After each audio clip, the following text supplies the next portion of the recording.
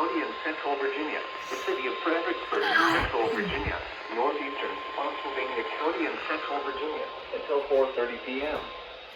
At 4:02 p.m., a severe thunderstorm was detected in Spotsylvania, near Fredericksburg, leading to 40 miles per hour wind gusts. Source: radar indicated.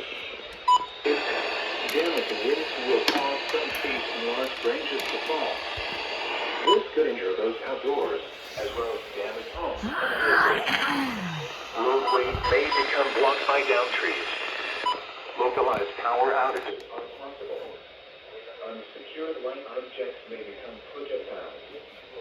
Locations and tactics include Fredericksburg, Fairview Beach, Potomac Creek, Massaponax, Spotsylvania, Salmon, Passability, Stone's Corner, Leland, Spring Valley, Altown, Chancellorsville, Lance Creek.